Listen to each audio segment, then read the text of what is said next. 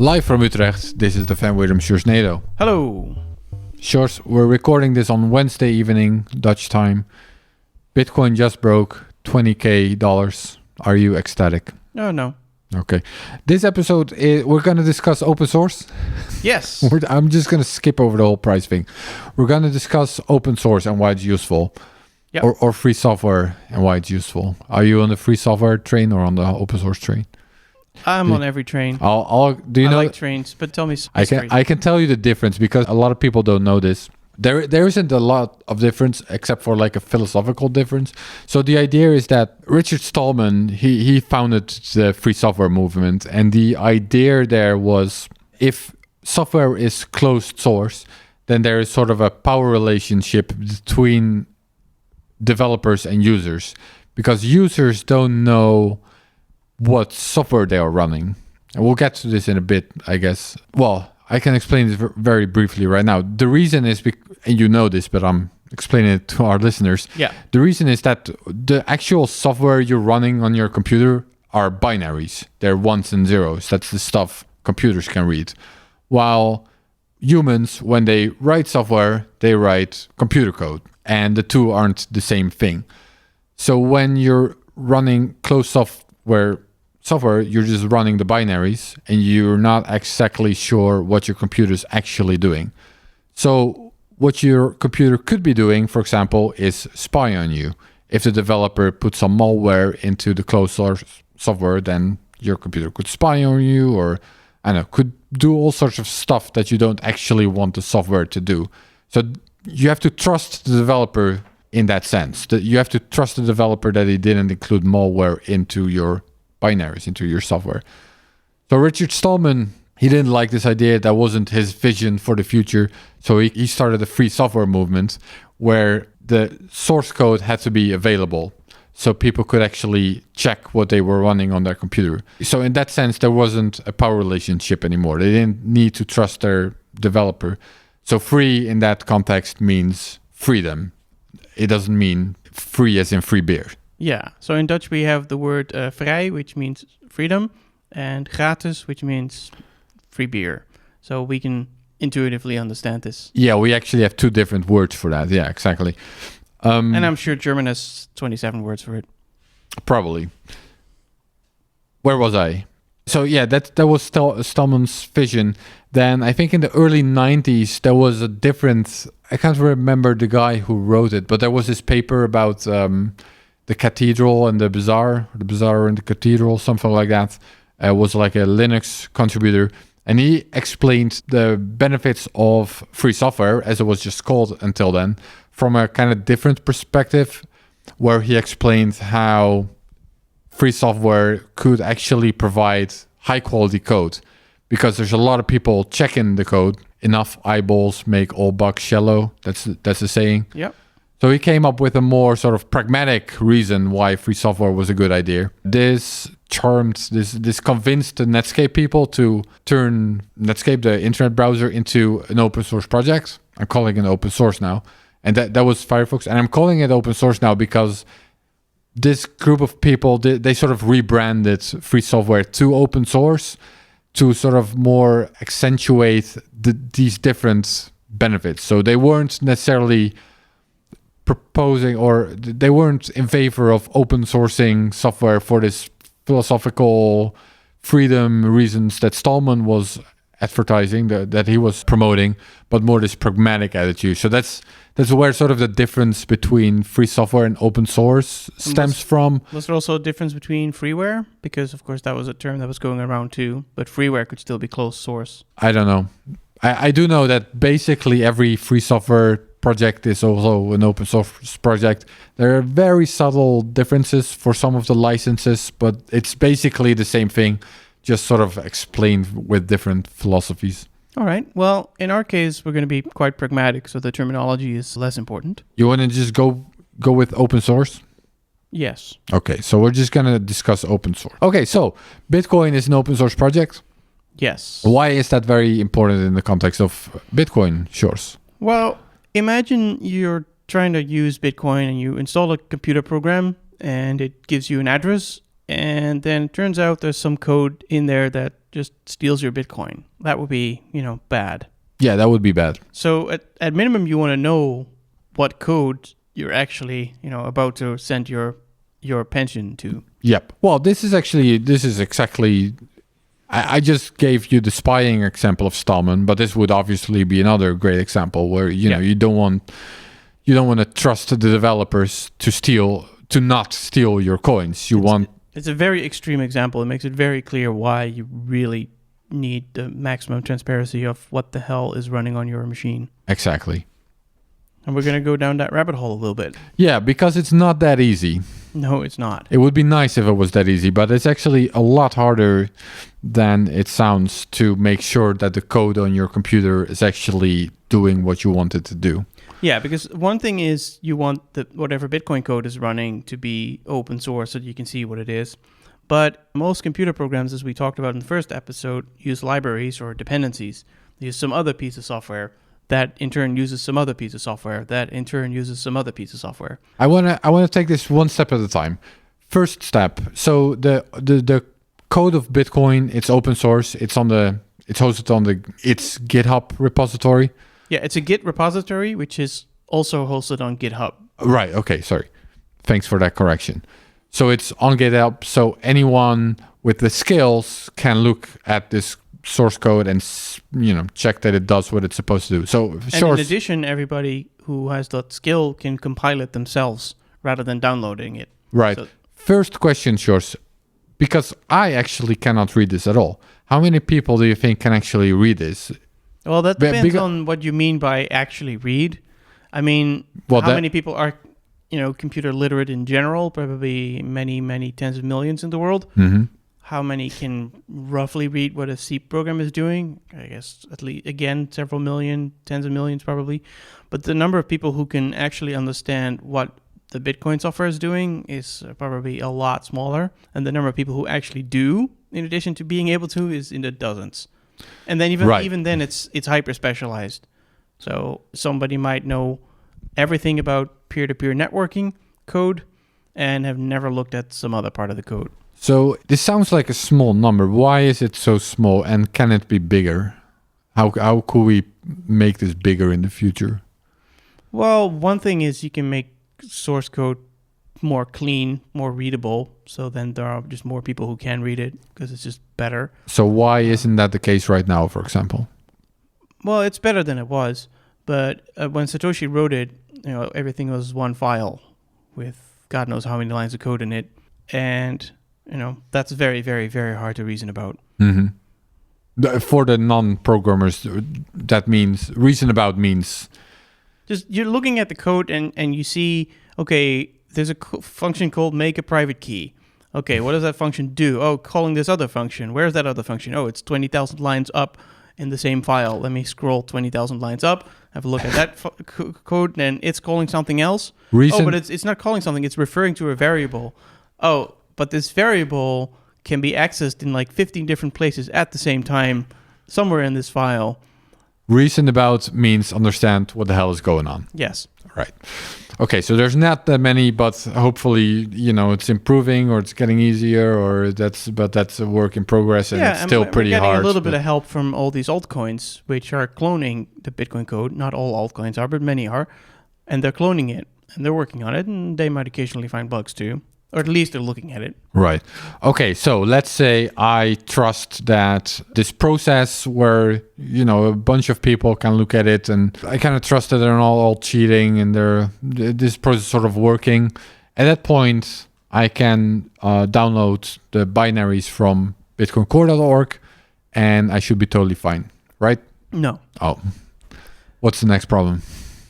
Well, I mean, there's a lot of problems. First of all, who says bitcoincore.org is run by the same people you just mentioned? It might not be. Well, okay, maybe you can still prove that. But then maybe the site is hacked, or the site isn't hacked, but the DNS is hacked. There's lots of reasons why the thing you download is not the thing you think you're downloading. It's called malware. So one thing that open source projects almost always do is publish a checksum. Mm-hmm. Which is basically saying when you download this thing, you should, and you run this little script on it, it should have the following checksum. That's one thing you can do, but then can you trust the checksum that you downloaded? I don't know, because whoever hacked the site might have also hacked this checksum. So then what you do is you sign the checksum. So, for example, a well-known person, in this case, Vladimir van der Laan, he signs the checksum with a signature, with a key, with a PGP key that's publicly known. It's been the same for like 10 years.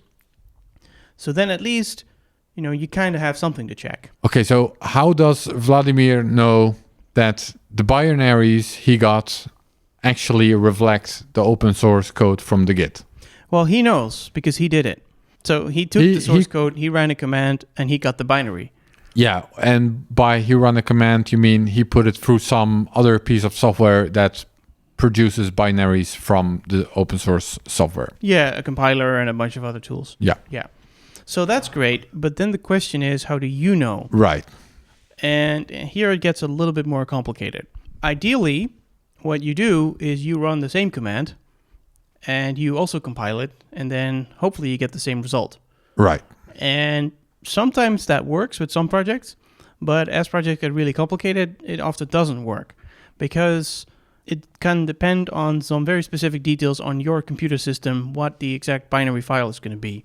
So for example, the software uses libraries, and those libraries are living on your system. So we talked about that in one of the first episodes about libraries in general. Yeah. These libraries might live in your system, and these libraries get updated all the time. And maybe you updated 2 months ago, and Vladimir is like very accurate, and he updated yesterday. And so the final product contains a different version of a library. And if you only change one letter in a computer program, then boom, your checksum doesn't work anymore. So that's one of the things that can go wrong. Hang on, one step at a time. Why do I even need to care that my checksum matches whatever Vladimir signed if I compiled it myself? If all you want is to compile it yourself, you don't care. Right. But if you, basically what this whole mechanism relies on is that some people check. And that if some people find a problem, they're going to sound the alarm bell. And so your security model kind of depends on hoping that somebody will do this checking for you because you didn't compile it yourself. Right. Everyone who compiles the software should compile into the same checksum because that's how you know everyone's running the same software and no one's being fed malicious software, so for you, example. as somebody who wants to make sure there are no shenanigans going on, you go to bitcoincore.org, you download the binary, you just put it in a nice place, and then you compile it yourself and you see, hey, is this the same? If not, you go on Twitter and on the news media and you say, hey, there's malware on this website. Right. However, that is not trivial because of, for example, these libraries that might be slightly different. So you get a different checksum even though there are no shenanigans going on. It's just your computer is different. Right. So if I compile the Bitcoin Core software on my MacBook and you compile it on your MacBook, they could still compile into different binaries? Yes, because there might be some subtle differences. And it's not just libraries, it can even be the time of your computer. So because as you're compiling stuff, there's some random output that contains a timestamp, maybe a log. And if the log is included in the final product, then there's a different timestamp in your version than in my version because we didn't compile at exactly the same time. And so that's a problem. Right. So somehow we need to make sure that the same source code compiles into the exact same binaries. Yeah, at least if your goal is to verify that nothing went wrong, right? Because normally if you're just using it yourself, you don't care about that. Right. So this phenomena is called deterministic builds. Mm-hmm. So deterministic really just implies given a source, you're going to get the same binary. And if you change one letter in the source, you're going to get a different binary, but everybody will get the same, basically, if they make the same change. So how's this done? So this is difficult. And the current way that Bitcoin Core is doing this is called Gitian. And just to sum that up, it's basically you take an Ubuntu machine, could be a virtual machine or could be a real machine, and you just take a very specific Ubuntu version, I think, that you download, and many people in the world have seen that version, so you kind of trust it. And then you inside that machine, you build another virtual machine, and inside that virtual machine, there are all sorts of little changes made to make sure that that machine is identical for everyone who builds this thing. So I think it uses a fake time, and all the files are in the same place, and all the libraries are the exact same versions, etc. And then you build Bitcoin Core, and then you look at the checksums inside that virtual machine. Right. Yeah. So it's kind of like running a computer within your actual computer. Within a computer. And everyone sort of running the same computer within the computer in their actual computer. And therefore, the software they're compiling into binaries in the computer is resulting in the exact same binaries. That's right. This is turned into a checksum. And if the checksums match, then the developers sign because they can all verify that, yep, it all worked out and this is the correct checksum and you can trust this because we're not all going to cheat on you. Unless they are, but at least... then you can catch them. Yeah. Right? Anybody has the opportunity to see that there's a shenanigan going on. Anyone can follow this process and catch that something... Yeah, in theory. In practice, it's a pain. It's a huge pain to get the system working. There's not many open source projects that use this. As far as I know, Bitcoin Core and Tor do. Maybe a few others, but not a lot. Maybe some other cryptocurrencies. Some, but a lot of them, even if they've cloned Bitcoin Core, they stop doing this process because it's too much work. Right. But, okay. So far, so good. So it's great, but there is another problem because the rabbit hole is deeper. And there's actually two different problems, but they're kind of the same. So let's start with the first thing. Let's say you have read every single line of code in Bitcoin Core. And you can say, okay, I've read every single line in there. I understand every single line of it. It's just like, when you read the Facebook terms and conditions. But then it turns out the Facebook terms and conditions point to some other document. Like, for example, I don't know, the United States law. All of it. With phrases like as defined in law. Now you have a problem because Bitcoin Core uses all sorts of other things. And so you have to inspect those things too. Yeah, dependencies, these are called, yeah. Because the dependencies could also be stealing your coins. So they should be open source too. And Bitcoin Core doesn't use that many dependencies anymore, right? Exactly. So one of the constraints when working on Bitcoin Core is to try and keep the number of dependencies as small as possible and also not update them all the time. Because, of course, the people who maintain those dependencies know that Bitcoin Core is using it, right? So you need to be somewhat on your toes to make sure that those projects are being scrutinized too. So let's say some dependency is corrupted. What could that mean for Bitcoin? Could they go on? Yeah, if some dependency is corrupted, it could steal your coins. Right. Basically. That bad. That's your worst case. Okay. And this actually happened at least in another project called Copay, which is I think it's a library for wallets in general, used by BitPay, but by other companies too. Right. And it's written in a different programming language, but the general idea is the same. They have a piece of software that's open source, everybody can review it, but it uses dependencies. And those dependencies use dependencies, and those, and those, and those, and those. And in this case, they were using NPM, the Node Package Manager, and Node.js, and that package manager is basically a very large open source community. And they've very much focused on making very modular packages. So I think there's an individual package for just addition or, multiplication or fairly trivial packages. And every single package links to a place on GitHub, so it's all open source. And every package could have its own maintainer who can release updates whenever they want. And so now you have a problem because you might be pulling in 10,000 dependencies without even realizing it, because you only pull in maybe 5 dependencies, but those each pull in 50 dependencies, and those each pull in another 50 dependencies. And if any of these is corrupted, it could at least theoretically include coin stealing malware. Yeah, and so it depends. I mean, there are some ways in theory that you can try to avoid that by encapsulating, by saying, okay, this piece of code, I'm going to run that code. I don't trust it, but I'm going to put it in some place where it cannot do anything other than that I want it to do. But with JavaScript, which is what they're using, at least at the time, this is 2 years ago, that was very difficult to do. So any JavaScript that is run can do anything in the entire browser. So in this case, with the Copay wallet, there would be private keys somewhere inside the browser. And a piece of malware could just say window.blah-blah-blah-blah-blah.steal coins, basically. And did this actually happened, or? Well, somebody wrote that malware. I don't think it was exploited in the wild. I think it was detected on time. Someone, because I vaguely remember this, but someone actually got this kind of malware into the Copay wallet, basically, into the Copay library. This was actually done. In a dependency of a dependency of a dependency. So what they did is they found some random faraway dependency deep down in the tree. Right. That's actually used by millions of projects. And that dependency was no longer maintained. So somebody wrote it, everybody uses it, and then the guy or girl no longer maintains it. And so the attacker sent an email to that previous maintainer saying, hey, I really love your project, care about this. Maybe I can take over from you. And so he got the keys to the kingdom, and he was able to publish updates. And so then he published an update that contained some malware, some coin-stealing code that was specifically designed to attack Copay wallets, or the general library. And what it did was, well, first of all, he hid it. So, it's open source, but if you release an update, you can do different versions. So you can do a minor update saying, oh, this is just a small change, and you can do major updates. And most software will constrain these updates. So it will automatically update for you, but only for minor updates. It won't automatically upgrade a major upgrade. So what the attacker did is he made a minor update, and then immediately afterwards made a major update, which undid the attack.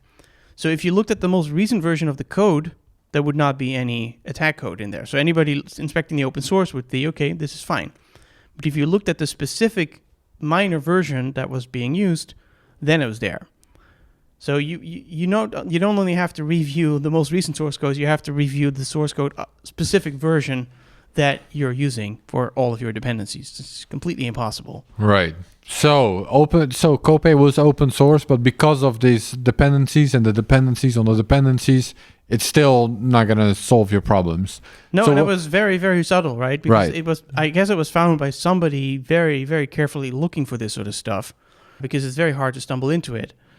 And it was even made that it wouldn't reveal itself early, because what you kind of want to do as an attacker is you want to look for a very big bounty and then take that. Because as soon as you start stealing coins, if you only steal one Satoshi and the person losing that one Satoshi notices it, they're going to sound the alarm bell, and then people are going to start looking where the malware is, knowing that it exists, and they're going to find it.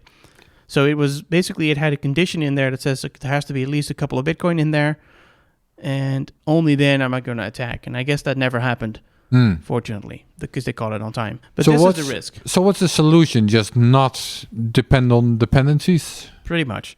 I mean, I think there are now, over the last couple of years, there's some companies that will sort of screen as a service that might actually go through all these dependencies. But what you really want to do is you want to have very few dependencies, and especially you want to stay away from things that have nested dependencies. So in the case of Bitcoin Core, it's not too bad. It has, I think, about 10 dependencies that do not have a bunch of nested dependencies. So right. It's not a big tree. It's relatively shallow. So you'd have to go after those dependencies directly to attack. So that's good news. Okay, Sjors, I think that part is clear. Now, I have another question for you. I think you have a vague idea where I'm going, because we already discussed exactly where we're going. We just discussed how you have deterministic builds and how different developers are all using this Gitian building thing to get the exact same binaries and sign all of that. Now, here's my next question. What if the Gitian building process itself is corrupted somehow? Is that possible? Yeah, or specifically, Gitian uses Ubuntu. And what if somebody says, hey, this Bitcoin project's pretty cool. This Ubuntu project's pretty cool. Let me contribute some source to Ubuntu. And now, when everybody runs their Gitian builder, which includes Ubuntu, there is a compiler on Ubuntu. And maybe that compiler is modified to, if it compiles Bitcoin Core, it actually adds some code to steal coins. Right. It would be very, very scary. Because you'd still have deterministic builds, because everybody would be using the same malware to build it. Yeah, I guess that's a dependency in itself then, right? That's like a dependency for Ubuntu, or am I saying that's right? I guess there's two kinds of dependencies. One is a dependency you're actively running, that's inside the binary that you're shipping to your customers. But the other dependency, and that's a real can of worms, are all the tools that you're using to produce the binary. Right. And even to download the binary, but yeah. Yeah, so if the tools you use to build Bitcoin Core is corrupted, then you still have a problem because all of the developers are getting the same binaries from their Gitian process. But if that's corrupted, anyways, Yeah, I think our listeners get it. Right. So what you're hoping is that the people who are maintaining all these compilers and all the other things know what they're doing and would never let any such a backdoor through. But, that would be boring. So how do we get more paranoid? How do we get more paranoid? How do we solve this problem? Well, the key there is to make everything open source and everything a deterministic build. So not just Bitcoin is a deterministic build, but every dependency of Bitcoin is a deterministic build, and every tool that is used to build Bitcoin is a deterministic build, including the compiler. And this is where we introduce Geeks. This is a project Carl Dong has been working on and has given several talks on that we'll probably link to in the show notes. Yeah, Carl Dong from, he's with Chaincode Labs, right? Yeah.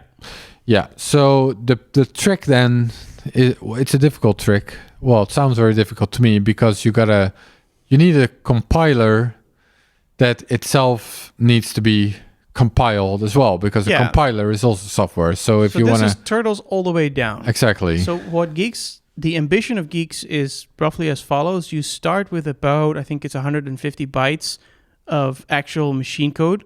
So that is binary code that you must trust, but it's only 150 bytes and the whole world can study it and put it on a temple wall or something like that. But from that 150 bytes, all you need to do now is read source and compile source. So how do you do that? Because there's no compiler yet, right? So this 150 bytes is able to bootstrap. It is able to read something. That's all it can do basically, and produce a little bit more code. So it reads something and then it builds up a very simple compiler. And once it has the very simple compiler, that very simple compiler reads another piece of source, which then builds a slightly more complicated compiler. And then that slightly more complicated compiler builds another compiler. And this goes on for quite a while, I think, until eventually you have the modern C compiler that we all know and love, which is itself, of course, open source, right? All compilers have this fundamental problem that who compiles the compiler. It sounds pretty fascinating. So it's like it is turtles all the way down, but there is actually a bottom. Yeah, it's not turtles all the way down. It's a seed that builds a compiler that builds compilers. Yeah, so all the compilers and subcompilers are all open source. It's just that seed that is not source that has to be a binary, because you have to start with the binary somewhere. Yeah, but you can literally just type it. And this is a work in progress. This isn't used or finished yet, right? I think it's a work in progress, but it is also working. I believe we can now use this for Bitcoin Core, because I recently did it as well. Tried to just hit the commands blindly, and it was producing actual Bitcoin Core binaries that could be run and that are not turtles all the way down. I think it doesn't start at the very bottom. So I still had problems going from the bootstrap, but that's where it's going. Yeah. So do one of these compilers build like the Gitian thing? Is it the same thing, or is it's not building Gitian itself? It's building, but it's a similar principle. So the idea is it can build. I think the idea eventually is that it can build a whole operating system. So then your virtual machine or your physical machine would be running a operating system that you've built from scratch. But in this case, I think it just builds the compiler tools. And once those compiler tools are there, it can just start building Bitcoin Core as it would otherwise do. Similar to Gitian, as in it has to make sure that there are no timestamps in there and it doesn't use anything else from your computer. So it solves two things, right? It has no untrusted dependencies. It's not using random libraries. It's also always using the same versions of libraries, which means that everybody can produce the same result. Interesting. Okay, so these 115 bytes, were they 115? I don't know. I think just it was 150, small, but they're pretty small. What? So do we still need to trust these, or I don't know how big the leap of trust is there? Well, you can read them. There's machine code. As far as I know, it's machine code that can parse a hexadecimal piece of text. And then I guess it parses the hexadecimal piece of text, and that piece of text is another piece of machine code, I guess, which is then run. So it's still open source in the sense that the binary is the source, but machine code can be read, right? It's very, very tedious to read it. Wait, these 115 bytes, they're machine code, they're source code, or they're binaries? They're binaries, but you can read a binary. It's not fundamentally impossible to read a binary. It's just very difficult to read a binary if it's big. I see. But if the binary is tiny, then it's just a set of machine instructions, because what happens when you run a program is the CPU just looks at the first 2 bytes or whatever, and it says what's the instruction, and then the instruction says, okay, create a variable, and the next instruction says set this variable to 2, and then the next instruction says add 5 to the variable, and the fourth instruction says restart the computer or something like that. So if it's just 150 bytes, you can look at every single byte and see what the computer instruction is in there, and you can still reason about it. I see. And I believe the only thing it does is it just has a small program that's able to open a file and read that file and then execute that file. Interesting. And then slowly you try to get to a point where it's human readable. Right. So the very low level compilers, the very simple compilers might have code that's not very easy to read, but still very short.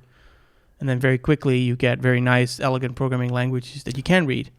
But something like Rust, in order to build Rust, you need to build compilers that can compile Rust. In order to build a Rust compiler, you probably need a C compiler.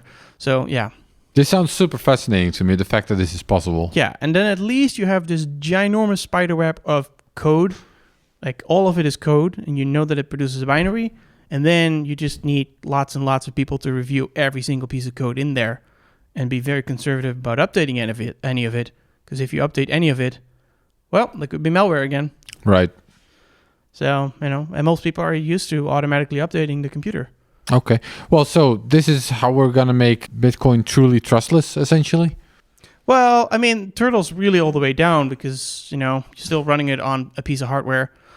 True. Yeah, of course. That's a whole other So trusted hardware, nightmare. Open source hardware is another movement. Yeah. That are trying to get rid of all these weird chips on your computer that are doing arbitrary things. You have no idea what it is doing. Yeah.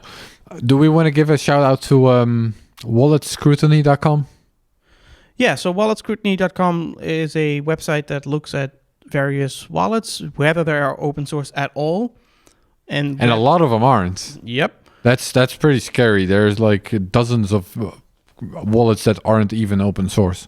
Yeah, so the only way to verify those wallets would be to inspect the binaries, which the tools to make that also slightly less painful than it sounds. So if there's some very obvious code in those wallets that says steal coins, somebody will probably still find it. But it's not good. Yeah, and then you have wallets that have source published.